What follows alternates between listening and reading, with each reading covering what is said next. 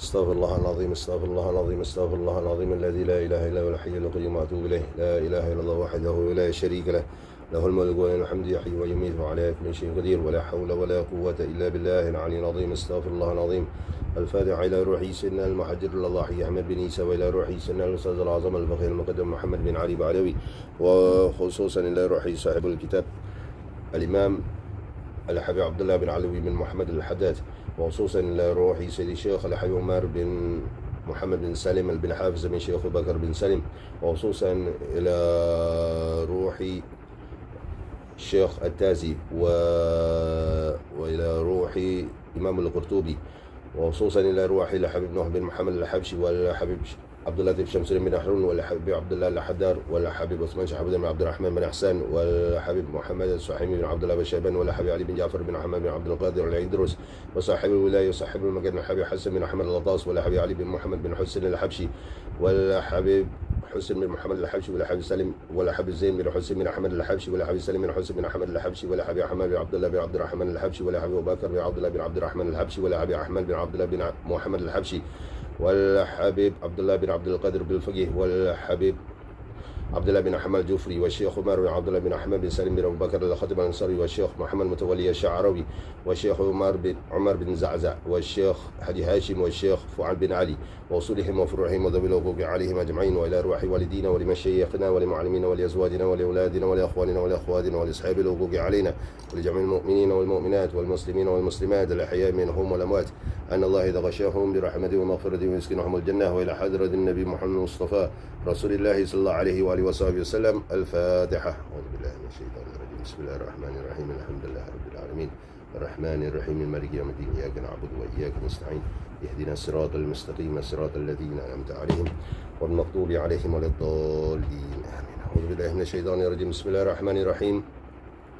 الله الله الله الله لا إله إلا الله الله الله الله الله محمد رسول الله الله الله الله الله لا إله إلا الله الله الله الله الله محمد حبيب الله.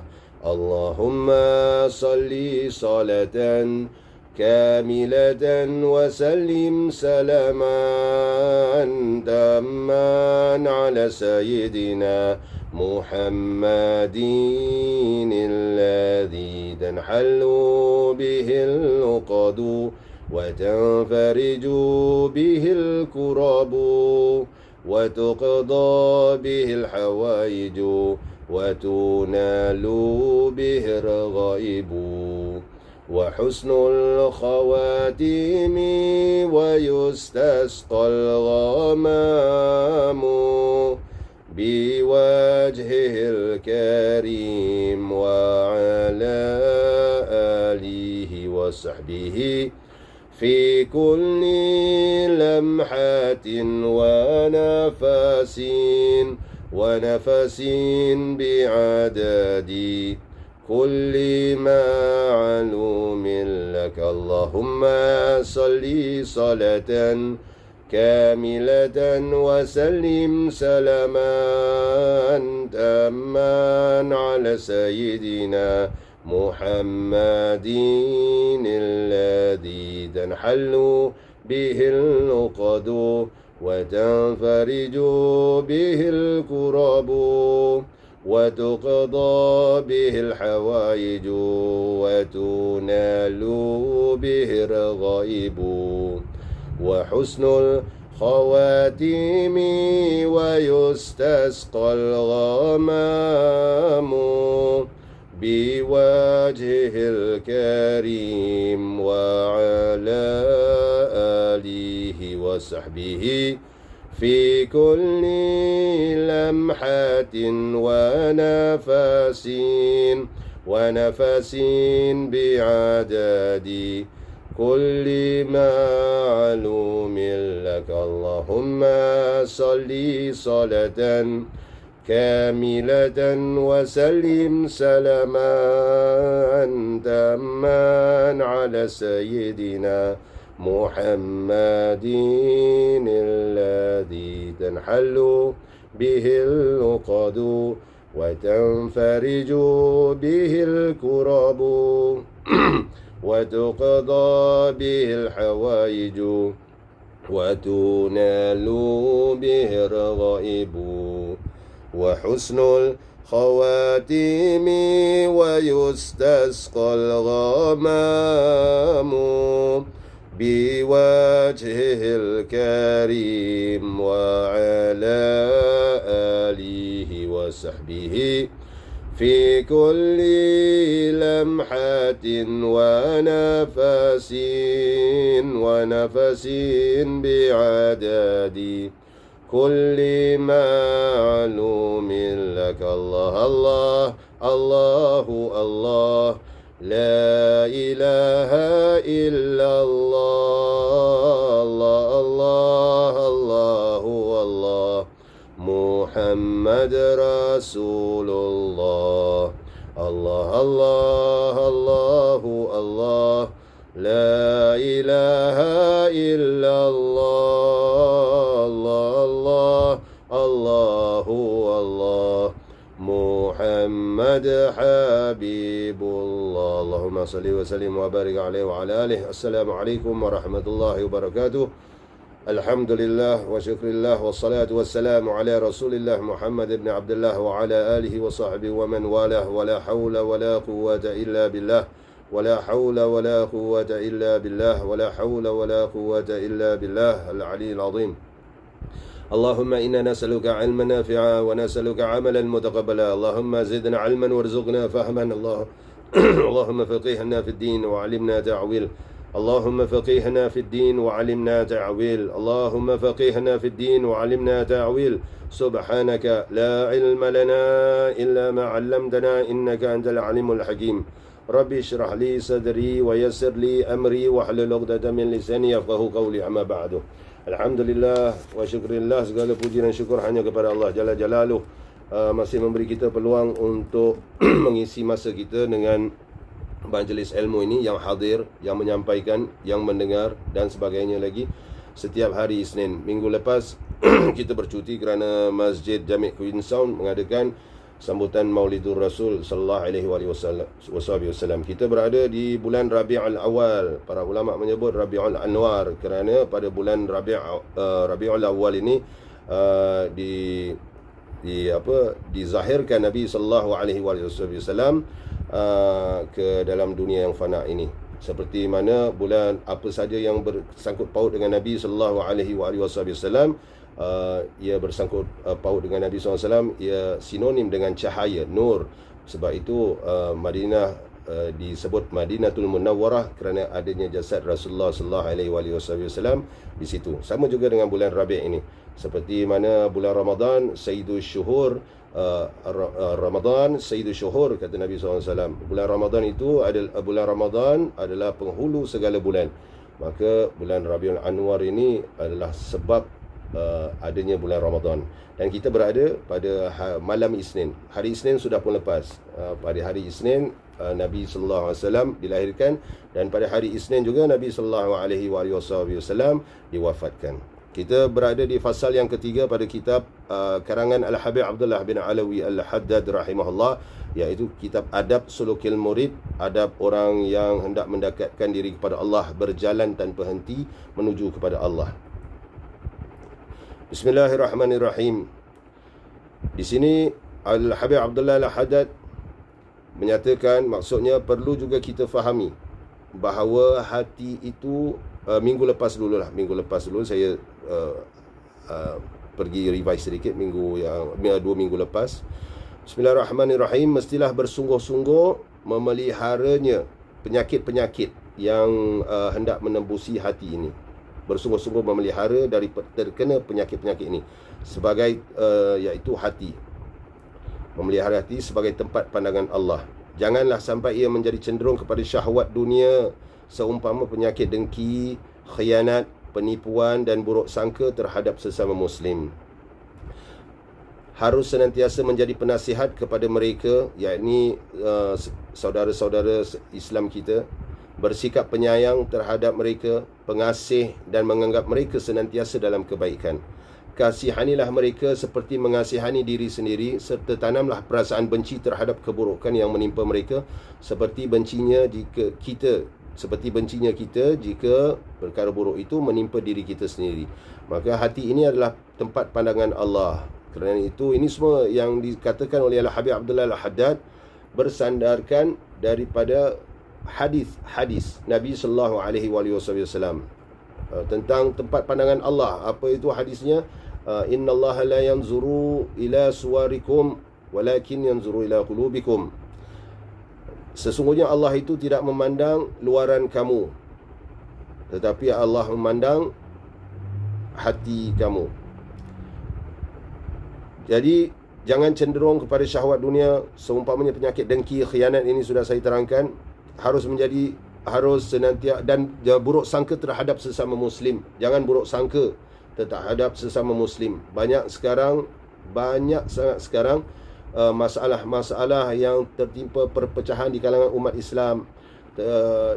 Umat termasuk juga para asatizah, lelaki maupun wanita yang pendakwah, buruk sangka sehingga tidak bertabayun. Sedangkan itu adalah salah satu perintah Allah di dalam Al-Quranul Karim. Kerana apa? Sekarang ini dengan media sosial atau social media, banyak perkara-perkara yang cut and paste video dan sebagainya, dan tidak bertabayun, berburuk sangka, seolah-olah kita sendirilah, tauhid kita lah yang paling benar, sedangkan orang lain juga bertauhid. Dan disebabkan satu video itu disebarluaskan oleh orang-orang yang tidak bertanggungjawab, yang ingin entahlah, mungkin mereka ada kepentingan masing-masing lah, memecah belahkan umat Islam. Sedangkan wa'tasimu bihablillahi jami'an, berpegang teguhlah kamu semua dengan tali Allah, itu perintah Allah.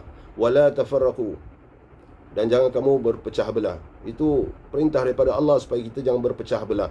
Perbezaan pendapat dengan pecah belah ini dua perkara yang berbeza. Perbezaan pendapat, Imam Malik bersama muridnya Imam Syafi'i berbeza pendapat dalam ada hal-hal yang mereka berbeza pendapat. Para sahabat juga berbeza pendapat. Pada zaman Nabi SAW ada sahabat yang berbeza pendapat, tetapi mereka dalam perbezaan pendapat itu saling menghormati. Ya, kerana itu Nabi SAW ada menyatakan tentang ijtihad ini. Ijtihad, yakni ada orang berkata kita berpegang pada Al-Quran dan hadis. Tetapi bagaimana berpegang dengan Al-Quran dan hadis sedangkan bahasa Arabnya pun tidak begitu cantik difahami? Sebab itu kita ada mazhab.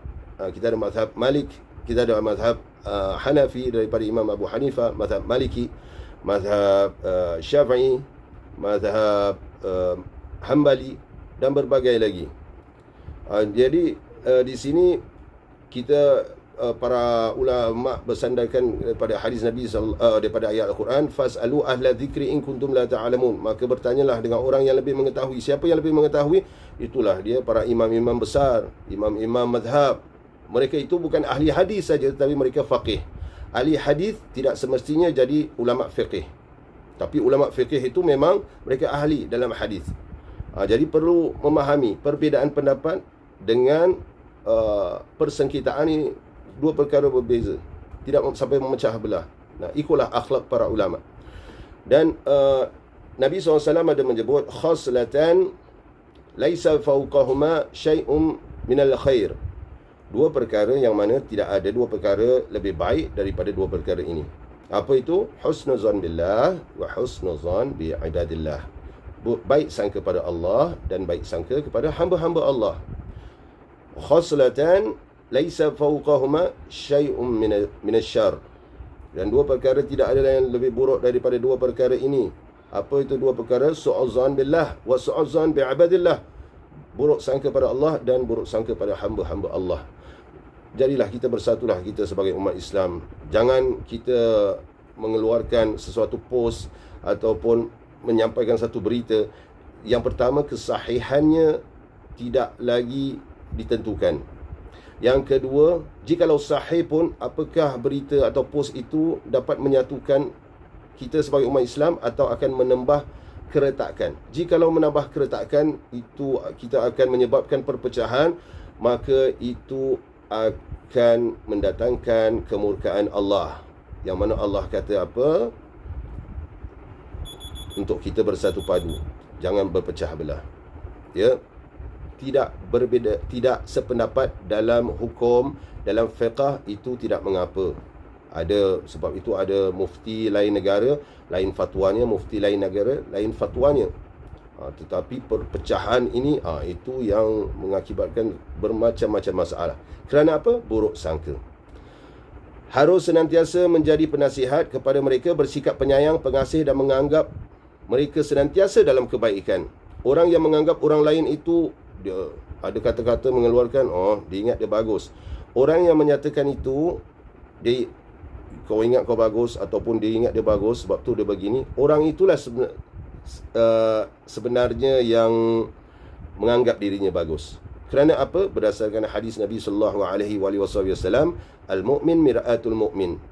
Antara tafsiran hadis ini, orang yang beriman itu adalah cerminan orang beriman yang lain. Antara tafsiran hadis ini ialah apabila seseorang ingat dirinya bagus, maka dia anggap orang lain pun seperti itu juga. Jikalau orang ingat orang hatinya kotor, dia akan ingat orang lain, dia akan fikir orang lain pun kotor sepertinya juga. Pencuri akan fikir orang lain juga sama juga ingin mencuri sepertinya. Sebenarnya orang lain tu orang baik. Itulah dia. Jikalau kita mengeluarkan satu kenyataan, itu adalah cerminan daripada hati kita. Lubang najis, bagaimana hendak ditutup? Bagaimana caranya ditutup? Bau-bau najis, aroma najis itu tetap akan keluar juga. Hati-hati. Kita tidak takut dengan malu kepada manusia, ya, tetapi akan mengundang kemurkaan Allah. Itu yang kita tidak mahukan. Kerana kita harapkan redha Allah. Dengan redha Allah itulah akan mengundang rahmat Allah. Kita masuk syurga bukan kerana kita pendakwah. Kita masuk syurga bukan kerana kita solat. Walaupun perkara-perkara ini boleh menjadi penyebab dengan ikhlasnya dan sebagainya, tetapi kita masuk syurga kerana rahmat Allah. Man la yarham la yurham. Siapa yang tidak mengasihani, dia tidak akan dikasihani. Jadi tidak akan dirahmati seseorang itu jikalau mereka ada sifat kasar dan sebagainya, ingin memecah belah dan sebagainya dengan post yang bermacam-macam lagi. Hati-hatilah apa yang hendak kita post, apa yang hendak kita sampaikan, jangan sampai membawa perpecahan di kalangan kita antara umat Islam. Kasihanilah mereka, umat Islam, saudara-saudara Islam kita, seperti mengasihani diri sendiri. La yu'minu ahadukum hatta la yu'minu ahadukum hatta yuhibba li akhihi ma yuhibbu li nafsihi. Tidak sempurna iman seorang di antara kamu sehingga dia mengasihi saudaranya seperti dia mengasihi dirinya sendiri. Serta tanamlah perasaan benci terhadap keburukan yang menimpa mereka seperti bencinya kita jika menimpa diri kita sendiri. Jikalau saudara kita Islam diaibkan, difitnah dan bermacam-macam lagi, kita benci perkara itu.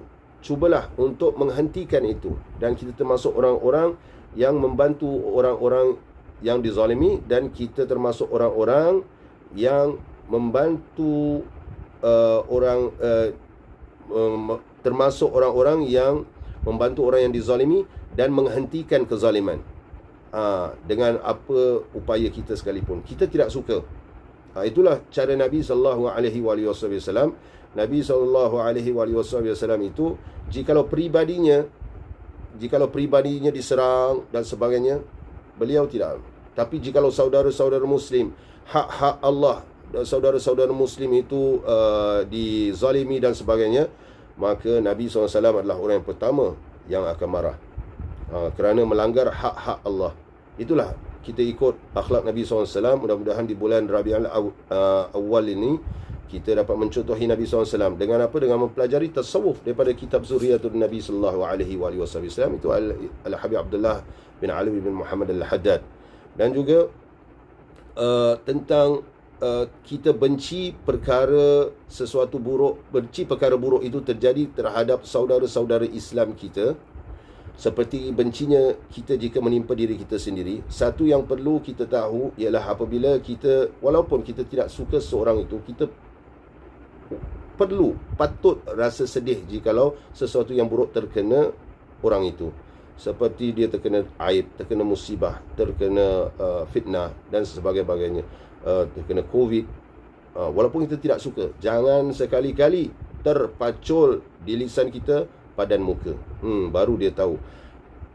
Berdasarkan hadis Nabi SAW, antara orang-orang yang tidak diterima amalannya ialah orang yang suka apabila sesuatu perkara yang tidak bagus, buruk berlaku kepada saudaranya. Seperti kita sebut padan muka. Baru dia tahu ini balasan. Bagaimana kita tahu itu balasan? Bagaimana kita tahu itu balasan? Kita pun tidak kenal orang itu, ya. Seperti di media sosial, artis-artis dan sebagainya, jikalau terkena sesuatu perkara itu, kita dengan ada di antara kita dengan cepat komentar padan muka, ini balasan daripada Allah. Oh, itu jangan sekali-kali. Kita tidak tahu urusan Allah itu. Jangan kita cuba menjadi Allah. Walaupun orang itu berjanggut, walaupun orang itu berkopiah, dia komentar tidak bagus, oh itu perlu ditegur. Tegur jikalau kita kenal dia, telefon dia. Jangan kata begini. Mudah-mudahan ramai di antara kita sedar tentang penyakit fitnah-fitnah di media sosial, fitnah-fitnah di dunia ini. Sekarang yang perlu kita jaga adalah sebenarnya diri kita, ahli keluarga kita. Berdasarkan ayat Al-Quran, ku anfusakum wa ahlikum nara, selamatkanlah diri kamu dan ahli keluarga kamu dari api neraka. Itu dia, ya. Kemudian pada minggu ini perlu juga kita fahami bahawa hati itu juga memiliki dosa. Bahkan dosanya lebih kotor dan buruk dari dosa yang dilakukan oleh anggota badan. Cinta kepada Allah tidak akan sempurna kecuali hati kita dibersihkan dari segala macam penyakit. Seburuk-buruk penyakit hati adalah sombong, bangga, diri dan dengki. Bagaimana sifat takabur dan sombong boleh menyelaputi dalam jiwa manusia sedangkan ia mengenali dirinya sebagai hamba Allah. Diri hamba berasal dari air seni yang hina, sementara tidak lama lagi akan menjadi bangkai yang busuk. Seandainya ada sedikit kebaikan dan kelebihan, itu hanyalah kurniaan Allah. Dia tidak mempunyai keupayaan dan kepandaian untuk memperoleh sifat itu. Sewajarnya dia berasa takut untuk bersifat sombong terhadap makhluk Allah. Justru kelebihan itu adalah anugerah Allah. Oleh itu tidak mustahil kelebihan itu akan dicabut kembali oleh Allah kerana rosaknya akhlak dengan menyamakan dirinya dengan sifat Allah yang maha berkuasa lagi maha mulia dalam kebesarannya. Baik, hati ini, dosa hati di dalam ujub, takabur, berbagai-bagai lagi, sombong, bermacam-macam penyakit hati, lebih buruk daripada dosa yang dilakukan oleh anggota badan. Kerana anggota badan ini kita boleh hentikan dosa itu, bertaubat kepada Allah dan hentikan. Tetapi apabila kita bangga diri dan dengki, sombong, itulah masuk fitnah, mengumpat dan maksudnya melibatkan orang lain. Apabila melibatkan orang lain, apa kata Nabi SAW apabila seorang sahabat datang bertanya kepada Nabi SAW, maksud hadis ini, ya Rasulullah SAW, apakah zina dan mengumpat itu, mana yang lebih besar, dosa zina dan mengumpat? Kata Nabi SAW, mengumpat. Kalau orang Indonesia cakap apa? Menggunjing. Bagaimana boleh lebih besar daripada zina? Maka jawablah Nabi SAW, apabila seseorang lelaki itu atau seseorang itu berzina, kemudian dia bertaubat kepada Allah, Allah menerima taubatnya. Bukankah Allah itu Ghafurur Rahim? Kemudian Nabi bersambung, tapi apabila seorang mengumpat atau menggunjing saudaranya, dia perlu mencari saudaranya itu sehingga saudaranya itu memaafkannya, barulah dia berurusan dengan Allah. selagi tidak jumpa dengan saudaranya, maka masih lagi tergantung. Itulah perlu kita banyak selami, fahami. Kurangkan media sosial, ingin perkara-perkara yang tidak sepatutnya, yang tidak ada kena-mengena dengan diri kita. Min husni islamil mar'i tarkuhu ma la ya'ni. Daripada kebagusan seorang Islam itu ialah meninggalkan perkara yang tidak ada kena-mengena dengan dirinya. Itu sabda Nabi sallallahu alaihi wasallam. Kemudian hati yang sombong ini, penyakit hati ini seperti sombong dan berbagai lagi, itulah perkara yang menghijabkan seseorang, menghalangi seseorang untuk lebih dekat pada Allah, mengenali Allah, yakni ma'rifatullah. Allah itu maha bersih, maha suci, dan tidaklah sampai kepada Allah itu kecuali hati-hati yang suci sahaja, seperti Nabi sallallahu alaihi wasallam, seperti para aulia. Bagaimana hendak membersihkan hati? Itulah dia kita pelajari tasawuf, tazkiyatun nafs, membersihkan diri. Membersihkan diri bukan saja secara zahir. Siapa yang membersihkan diri secara batin, pasti zahirnya juga bersih. Kata Al-Habib Abdullah Al-Haddad dalam kitab ini juga, pada awal mukaddimahnya, seseorang itu batinnya,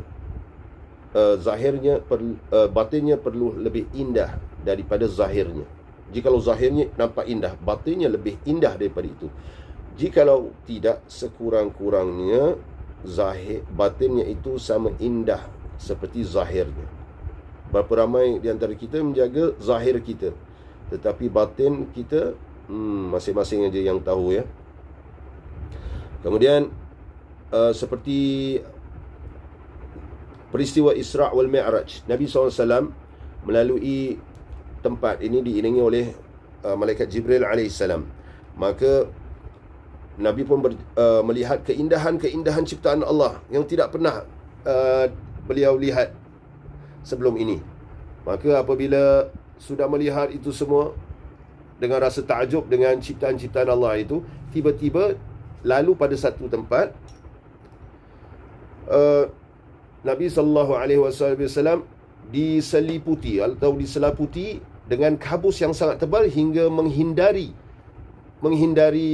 pandangan beliau daripada melihat keindahan-keindahan ciptaan Allah.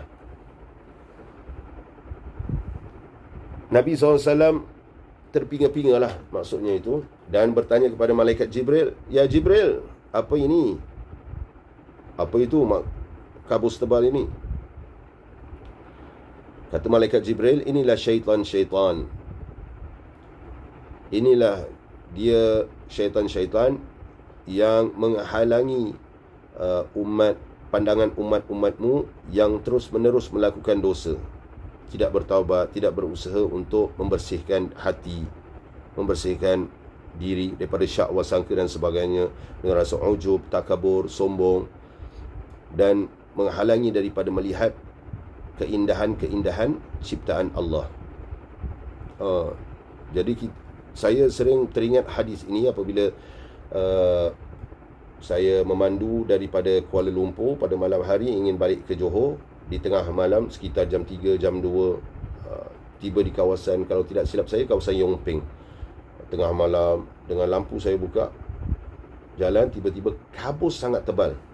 Tidak dapat melihat, ada waktu tertentu ataupun ada hari tertentu, tidak nampak langsung di hadapan ini sangat, sehingga kan saya on high beam on, di depan saya nampak terlalu perlahan, perlu jalan perlahan begitu. Saya teringat hadis ini. Itulah orang yang tidak mahu membersihkan dirinya, diselaputi kabus tebal berdasarkan hadis Nabi SAW yang baru saya sebutkan tadi, dan perjalanannya menuju kepada Allah terhalang. Seperti saya sedang memandu 140, 130 km per jam, 120, tiba-tiba perlu memandu dalam 60 atau 70. Sedang laju, tiba-tiba perlahan. Itulah perjalanan kita, tersekat-sekat menuju kepada Allah Jalla Jalaluh. Kerana apa? Kerana salah diri kita sendiri. Allah memberi kita akal, ya, Allah memberi kita akal. Afala taqilun, afala tafakkarun. Allah ada sebut di dalam Al-Quranul Karim. Apakah kamu tidak menggunakan akal? Apakah kamu tidak berfikir? Sudah didatangkan ayat-ayat Allah, sudah didatangkan Rasulullah sallallahu alaihi wasallam untuk kita mengambil iktibar dan untuk kita belajar ilmu, untuk kita membersihkan diri, mengetepikan ego. Ego ini yang membuat seorang itu suka dipuji. Suka dipuji ni masalah. Suka dipuji. Jikalau sering dipuji kemudian tiba-tiba dikritik, tidak boleh terima. Itu tanda-tanda ada kesombongan itu. Tidak boleh terima nasihat, kritikan yang baik pun tidak boleh terima. Itu tanda sombong.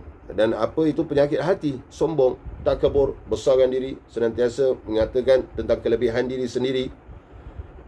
Berjumpa dengan wali ini, berjumpa dengan ulama ini atau wali ini memberi layanan istimewa, layanan baik. Tidakkah seorang itu sedar bahawa layanan baik para ulama itu boleh jadi satu bentuk kiasan bahawa kita ni adalah jahil. Dan kita boleh menyatakan, jikalau Habib ini atau Syekh ini yang besar berjumpa dengan wali ni layanan dia lain. Kerana Habib dan Syekh itu dalam kitab Risalatul Anwar menyatakan, jangan tertipu apabila seorang guru itu, maksudnya seorang guru kita boleh umumkan sebagai seorang wali atau Syekh itu melayan seorang murid itu dengan baik. Itu satu muslihat, dan itu adalah satu tanda bahawa murid itu adalah seorang yang jahil. Kerana orang yang jahil ini mahu ditarik dengan perlahan. Jikalau orang itu sudah ada ilmu, akan dilayan seperti lain. Samalah seperti para anbiya. Mereka ini sepatutnya dapat layanan istimewa daripada Allah. Ya, mereka dapat layanan istimewa. Asyaddun nas bala'anil anbiya wa thumma al-ulama thumma syuhada, kama qala, begitulah. Ujian yang berat, yang terberat ialah para anbiya, wa syuhada, wal ulama, dan orang-orang yang kamsalil wa amsal, dan orang-orang yang seperti mereka yang mengikut jejak-jejak para ulama, para anbiya ini. Mereka mendapat layanan ujian yang berat. Kerana apa? Untuk menetapkan diri mereka lebih dekat kepada Allah. Jadi jikalau orang yang tidak terkena ujian atau dilayan mata kasar, fizikal, kita nampak orang ni dilayan dengan baik. Memang dilayan dengan baik, tetapi bukankah orang kafir di dunia juga nampak seperti berumah besar, berumah banglo, kereta besar, isterinya cantik, dan berbagai-bagai lagi. Tetapi apakah hati mereka itu tenang? Mereka tidak tenang. Sama jugalah dengan apabila seorang itu dilayan dengan baik oleh seorang wali ataupun seorang ulama, berjumpa, maka dilayan dengan baik, takutlah kita. Ya, seperti mana orang kafir ataupun orang yang fasik, yang terus-menerus melakukan dosa-dosa besar, dosa-dosa, dan mereka tampak diberi dunia, tetapi sebenarnya itu bukanlah satu kemuliaan bagi mereka. Malahan itu apa? Kata Allah dalam Al-Quranul Karim, sanastadrijuhum min haitsu la ya'lamun, dan kami tarik daripada mereka itu sedikit demi sedikit tanpa mereka ketahui. Muslihat Allah tidak redha kepada mereka. Itulah dia istidraj. Jadi jangan rasa apabila kita seperti pergi kepada para aulia, pergi para ulama, dilayan dengan baik, itu macam special treatment. Itu tidak, bukan kerana kita ni mulia. Kita sibuk dengan diri kita ini, sibuk berbual tentang diri kita, kelebihan diri kita, dan memandang rendah orang lain. Itu takabur. Apa Nabi SAW sebut? Al-kibr batal haq wa ghams. Al-kibr, takabur itu ialah menolak kebenaran, wa ghamsat Allahumma salli ala Muhammad, dan memandang rendah an-nas, memandang rendah manusia. Apabila kita menyebut diri kita, Kita rasa kita menyebut diri kita rasa semakin megah. Na'udzubillah min dzalik. Mudah-mudahan kita Allah matahhir qulubana minan nifaq wal riya' wal kibr. Ya Allah, bersihkan hati kami daripada kemunafikan, riya' dan takabur. Allah matahhir qulubana minan nifaq wal riya' wal kibr. Apabila kita rasa diri kita besar, kemudian kita nak mengangkat lagi, apa yang kita lakukan? Kita merendahkan manusia lain. Sebenarnya itulah sejelek-jeleknya dan itulah takabur. Dan kita tidak boleh menerima nasihat walaupun nasihat itu yang benar dan datang daripada orang yang saleh ataupun datang daripada orang yang siapa-siapa pun. Nasihat itu datang pada kita dengan cara adabnya orang nasihat di belakang orang, itu pun kita tidak boleh terima. Itu kibir, takabur. Dan Nabi SAW menyebut apa tentang takabur ini? La yadkhulul jannah man kana fi qalbihi mithqal dzarratin min kibr. Tidak akan dimasukkan ke dalam syurga seseorang itu yang pada hatinya ada sebesar zarrah atom daripada takabur itu, kesombongan. Tidak akan dimasukkan ke dalam syurga. Na'udzubillah min dzalik. Tidak akan sampai makrifat kepada Allah. Sering saya ada menyatakan juga di mana-mana tentang orang yang berselawat kepada Nabi sallallahu alaihi wasallam. Baca Al-Qurannya ada nurnya, selawat ada nurnya. Jikalau seorang itu selawat pada Nabi SAW, ada nurnya. Tetapi jikalau dia memang selawat kepada Nabi SAW, satu-satunya amalan yang tidak akan ditolak, berselawatlah kepada Nabi sallallahu alaihi wasallam. Ada hatinya itu memang melekat pada Nabi SAW. Dia membersihkan dirinya mengikut Nabi SAW dalam batin dan juga zahirnya, amalan. Maka cintanya terhadap Nabi akan lebih erat, lebih kuat, berbanding dengan orang yang hanya selawat. Nampak mukanya ada nur, tetapi kepada siapa yang boleh melihat pancaran nur itu, tidaklah nur itu sampai ke dalam hatinya. Nur itu sekadar di mukanya sahaja, orang melihatnya suka. Kerana apa? Keberkahan selawat Nabi sallallahu alaihi wasallam. Tetapi seorang itu yang membersihkan hatinya, berselawat ke atas Nabi SAW, membuang sifat ego, membuang sifat takabur, membuang sifat ujub, ta'ajub. Oh, banyak aku selawat ni, beritahu orang berapa aku selawat, beritahu orang berapa aku selawat. Aku jumpa Nabi dalam maulid, aku jumpa Nabi dalam mimpi, aku jumpa Nabi secara yaqazah. Sedangkan para salaf kita dahulu, apabila ada seorang bermimpi Nabi SAW dan Nabi SAW memuji orang ini, dan orang ini datang kepada orang yang dipuji itu, menyatakan, aku semalam bermimpi Rasulullah sallallahu alaihi wasallam dan Nabi SAW memuji engkau, fulan. Apa kata orang yang dipuji itu? Memberi amaran, jangan kau beritahu sesiapa tentang perkara ini. Untuk menjaga apa? Dirinya daripada ujub dan sebagainya. Inilah sifat-sifat para salaf kita. Siapa lagi yang hendak kita ikuti selain daripada mereka? Jadi apabila menyatakan mimpi begitu, begini, tetapi ini semua tidak ada gunanya jikalau kita tidak membersihkan hati kita. Jikalau seorang itu membersihkan dirinya dan sebagainya, batinnya ini, kemudian dia berselawat kepada Nabi SAW, orang yang boleh melihat ke dalam itu akan melihat dalam itu diliputi dengan cinta pada Nabi sallallahu alaihi wasallam.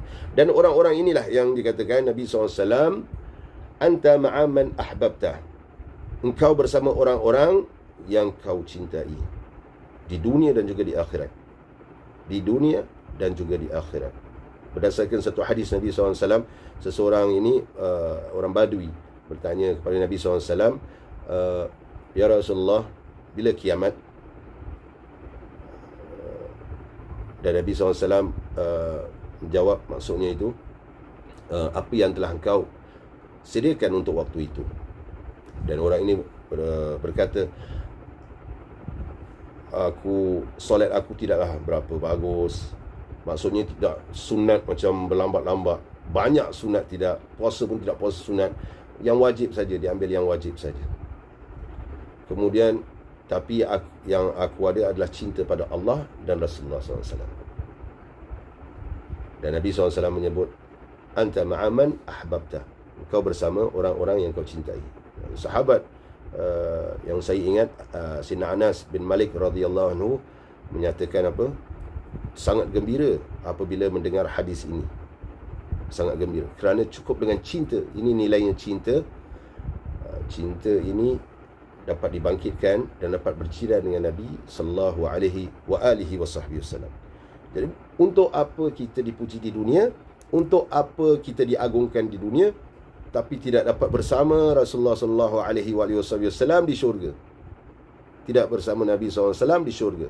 Antara nikmat syurga, memang nikmat syurga ialah melihat Allah.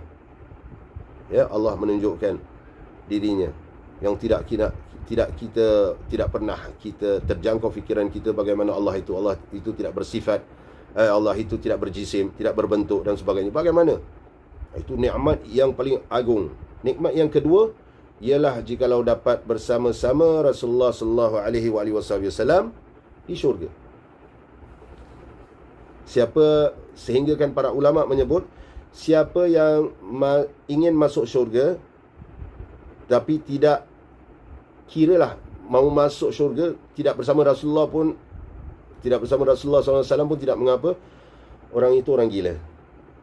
Orang itu orang gila. Kerana syurga ini dicipta kerana Nabi SAW. Pintu syurga tidak akan dibuka kecuali untuk Nabi SAW dahulu. Yang pertama, yang utama. Itu dia. Jadi buanglah sifat-sifat yang tidak baik ini. Jadilah kita umat kebanggaan Nabi SAW, yang dibanggakan Nabi SAW, yang membahagiakan Nabi SAW di barzakh. Nabi melihat amalan-amalan kita. Jikalau ibu bapa kita dah dibentangkan amalan-amalan kita ini, ibu bapa kita yang sudah meninggal dunia, dibentangkan amalan-amalan kita ini kepada mereka, apatah lagi Nabi SAW. Ini berdasarkan hadis Nabi SAW. Hidupku adalah baik untukmu, kata maksud Nabi SAW, matiku juga baik untukmu. Para sahabat bertanya, bagaimana ya Rasulullah? Seterusnya, bab mati Nabi SAW, amalanmu, kata Nabi SAW, maksudnya amalanmu itu akan dibentangkan padaku. Jikalau baik, aku akan memohon ampun untukmu. Dan Nabi akan bersedih. Nabi akan bersedih jikalau kita lakukan benda yang tidak baik. Seperti ini, orang yang fitnah-fitnah ni, orang yang fitnah, orang yang mengumpat di sosial media dan sebagainya lagi, Nabi bersedih, memecah belahkan umat. Nabi tidak redha.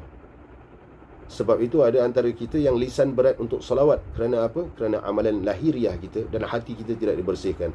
Sebab itu terpacul kata-kata yang najis yang tidak sepatutnya. Berat untuk selawat. Jikalau kita dapat selawat pula, bagaimana hati kita? Apakah kita ada menitiskan air mata kerana rindu pada Rasulullah SAW? Jikalau kita bersendirian, tidak dapat mengalirkan air mata, jikalau kita hanya mengalirkan air mata di hadapan manusia, kita perlu periksa balik hati kita itu. Apa ikhlasnya air mata kita itu? Sendiri, bukan kita melihat orang, ya, sendiri. Sehingga kan Habib Umar, guru kami Habib Umar bin Hafizahullah, menyebut tentang mengalirkan air mata ini. Salah seorang murid Habib Umar bertanya, apabila beliau berkatakan, yang bermaksud, apabila aku ini menyampaikan satu tausiah, aku rasa ingin menangis. Aku rasa ingin menangis. Dan apabila jikalau aku menangis, aku lihat banyak efeknya. Apa efek dalam bahasa Melayu? Banyak impaknya kepada hati-hati yang hadir itu. Dan mereka akan menitiskan air mata. Kata Habib Umar apa? Jikalau boleh, depan manusia ketika bertazkirah ke, bertausiah ke, berisyarahan ke, beri kuliah, tahan air mata itu. Kerana ditakuti kebergantungan kita terhadap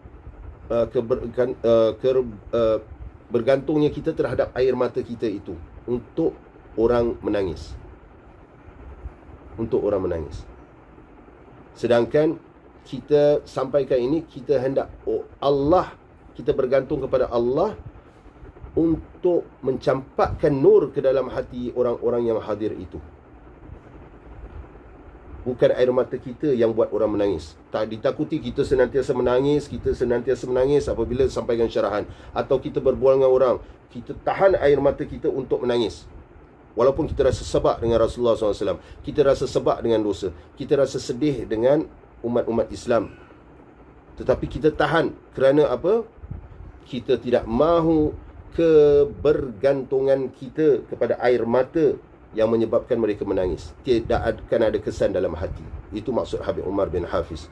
Kita bergantung kepada Allah untuk mencapatkan hidayah kepada mereka. Jadi jikalau orang-orang yang berselawat dalam majlis maulid menangis, jikalau kita, bukan orang-orang, jikalau kita yang menangis dalam majlis maulid, tetapi di depan orang ramai, tetapi jikalau di sebalik pintu kita berzikir, kita berselawat, kita tidak menangis, perlu kita periksa semula hati kita. Apakah kerana untuk menunjuk pada orang, kerana ditakuti tangisan itu adalah kerana riak yang di sini. Riak ni ada tingkatannya. Riak ada di sini yang malaikat tahu, yang malaikat tidak tahu riak yang di dalam ini. Sebab itu para ulama tasawuf menyatakan hati kita ini lebih dalam daripada lautan. Dan riak ini apa? Inna akhwafa ma akhafu alaikum asyirkul asghar. Sesungguhnya apa yang aku sangat takut ke atas kamu semua itu ialah syirik yang kecil. Para sahabat bertanya, apa itu syirik kecil? Riak. Itulah riak. Dan sebab itu di dalam hadis Nabi sallallahu alaihi wasallam juga menyatakan bahawa antara orang-orang yang mendapat perlindungan arsy Allah, fi zillil arsy yauma la zilla illa zilluh, di mana hari yang tidak ada naungan atau perlindungan kecuali lindungan arsy Allah. Antara orang-orang golongan ini apa? Orang yang menangis bersendirian ketika berzikir mengingati Allah, bukan di depan orang ramai. Di depan orang ramai kita berakhlak dengan akhlak Nabi sallallahu alaihi wasallam, akhlak para sahabat. Tapi di belakang orang kita berselawat, kita rindu pada Nabi sallallahu alaihi wasallam, kita menangis. Sebab itu jikalau siapa-siapa yang itu boleh tahan air matanya, jikalau sedang berbual tentang Rasulullah SAW, tahan air mata.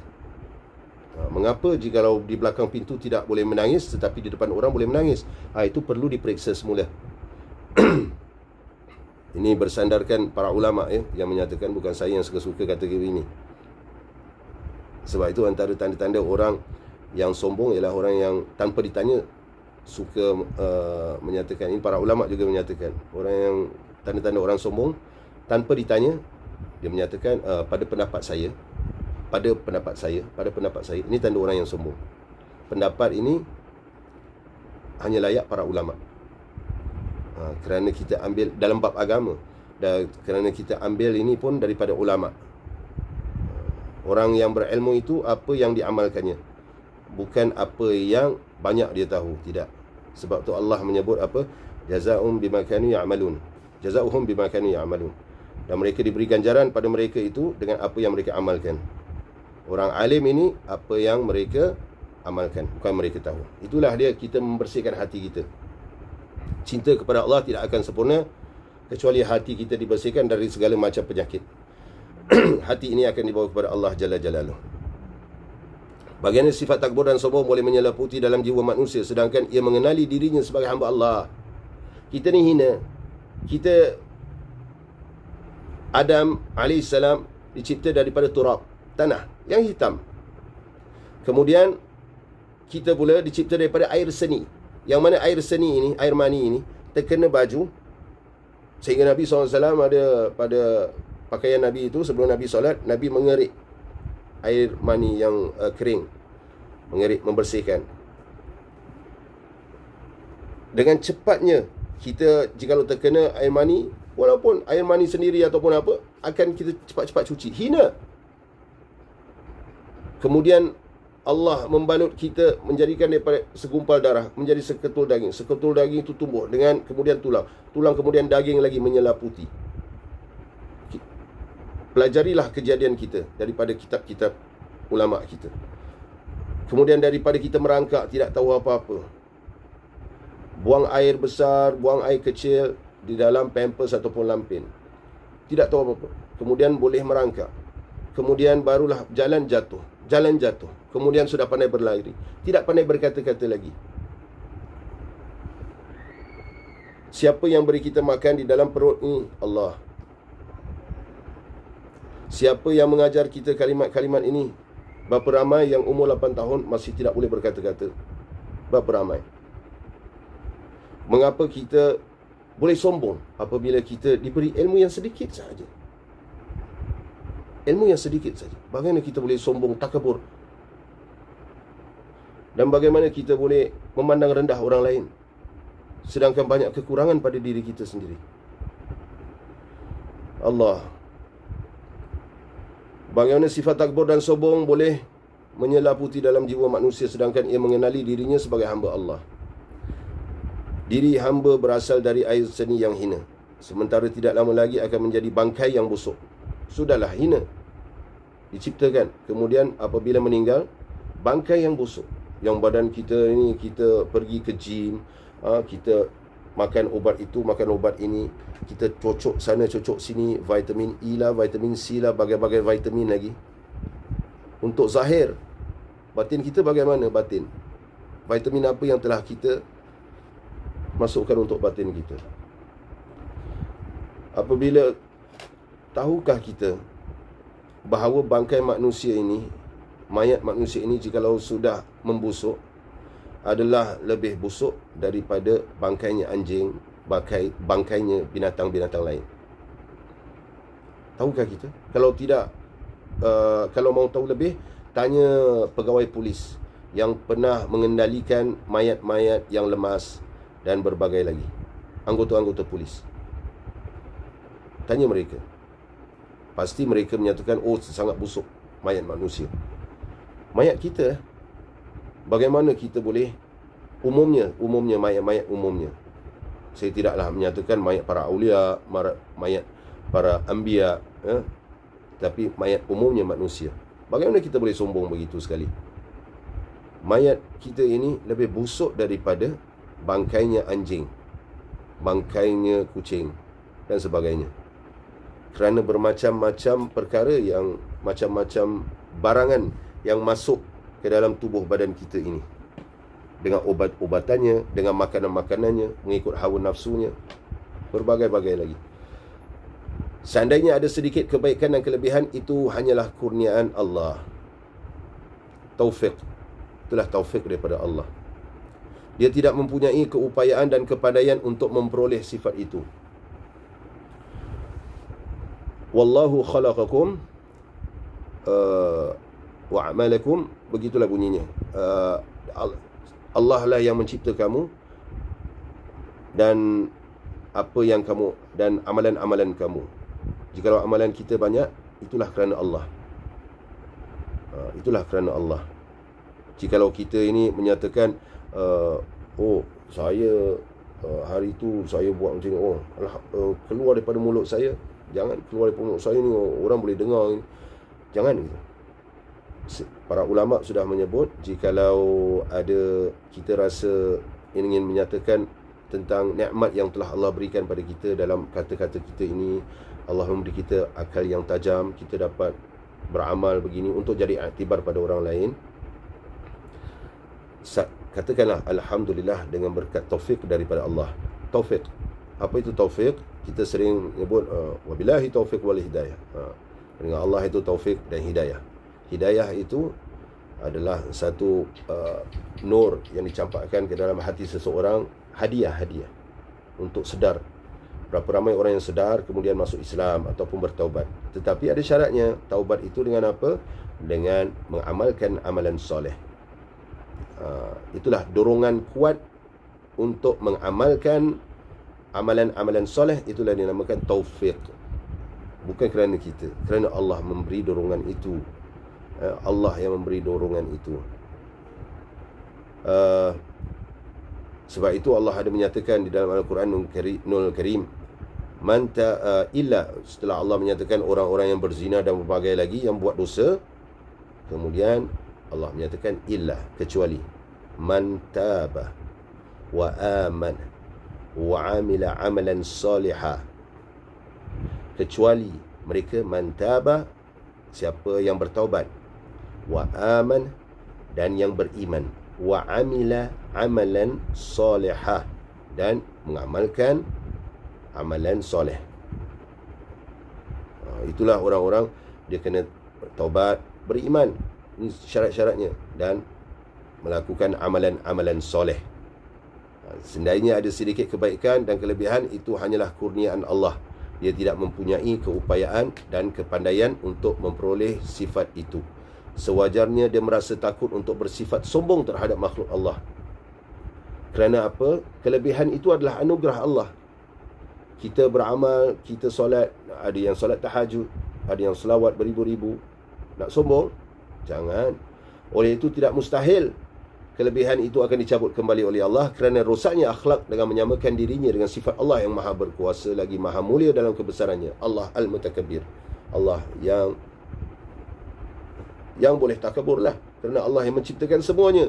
Waktu, kita tidak melihat waktu itu, tapi Allah yang menciptakan waktu. Sebab tu kita ada dengar riwayat berbagai-bagai.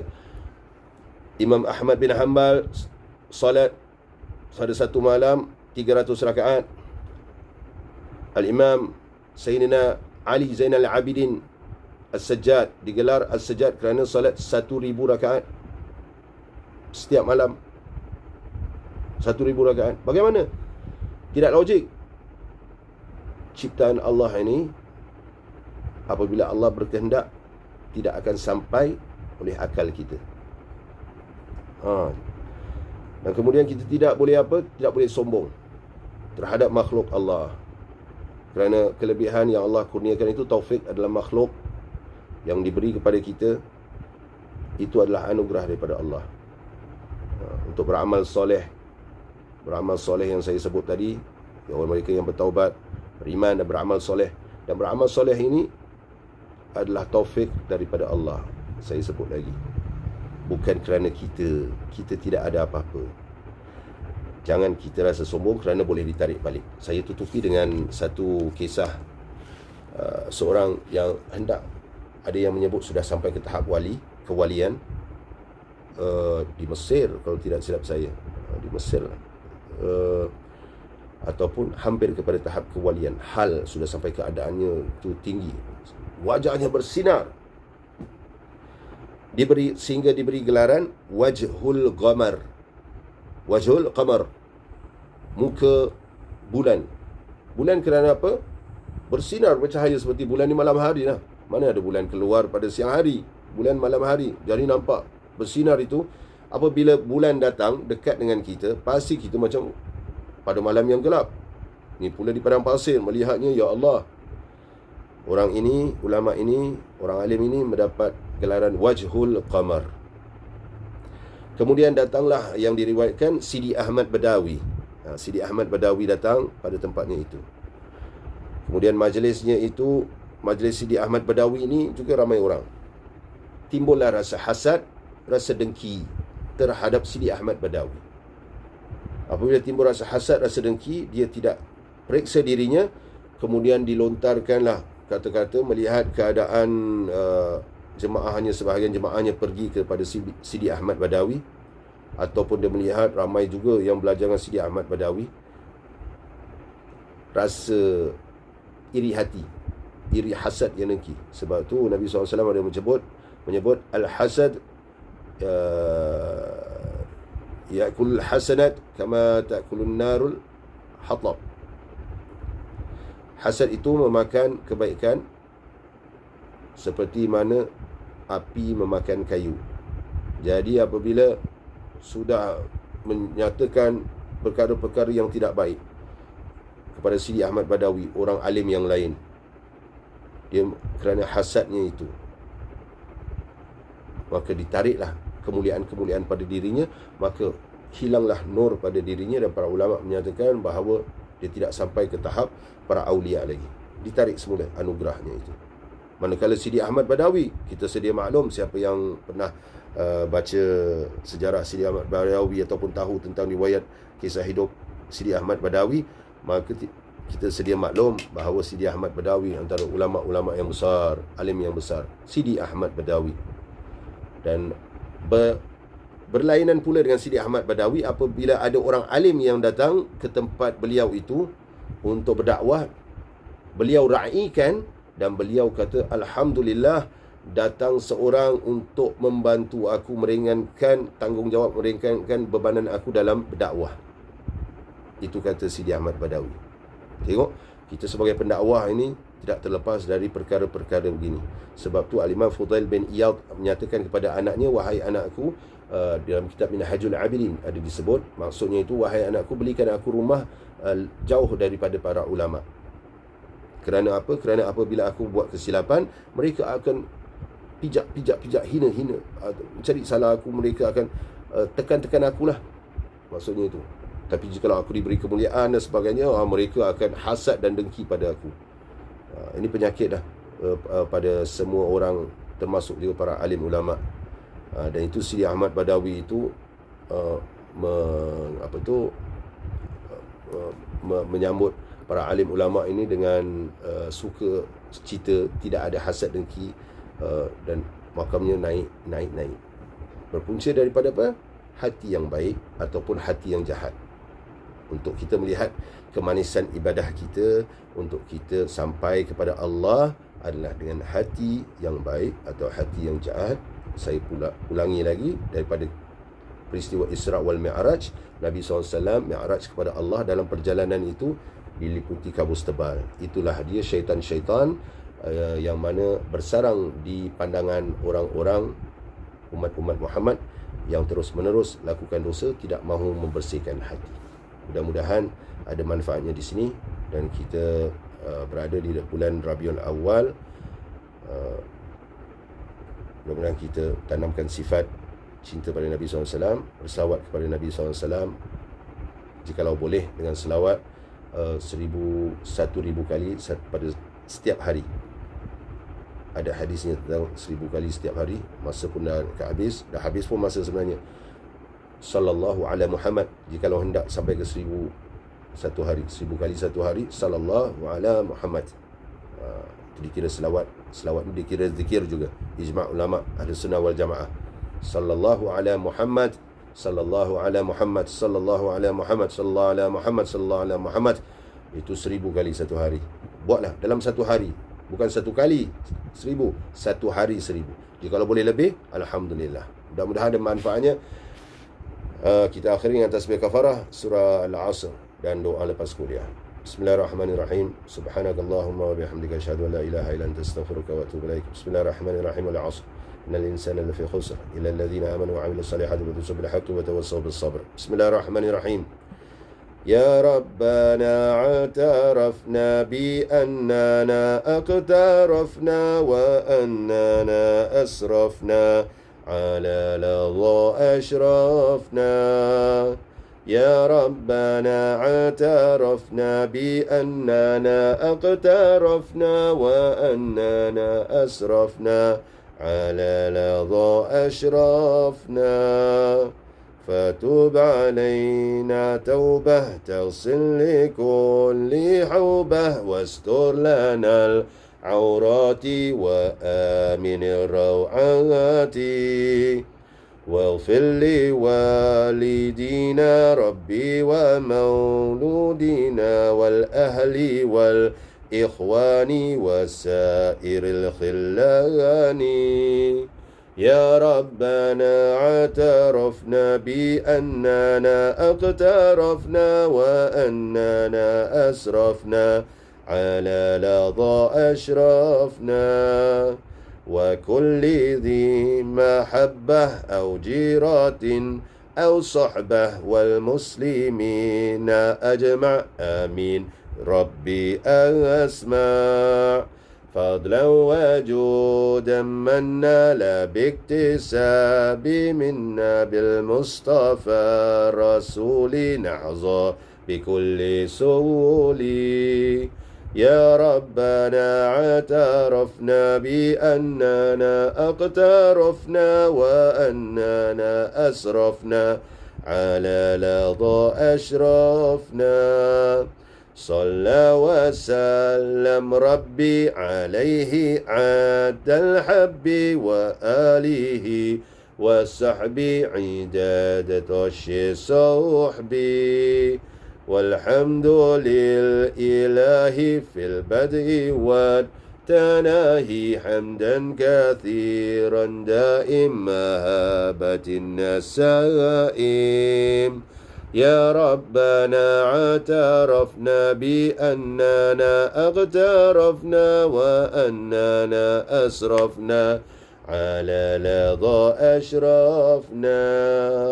اللهم إنا نعوذ بك من البلاء والوباء والفتن. اللهم إنا نعوذ بك من البلاء والوباء والفتن. اللهم إنا نعوذ بك من البلاء والوباء والفتن. ربنا تقبل منا إنك أنت السميع العليم وتب علينا إنك أنت التواب الرحيم. لا إله إلا أنت سبحانك إنا كنا من الظالمين. وصلى الله على سيدنا محمد وعلى آله وصحبه أجمعين. الحمد لله رب العالمين. تقبل الله منا ومنكم. السلام عليكم ورحمة الله وبركاته.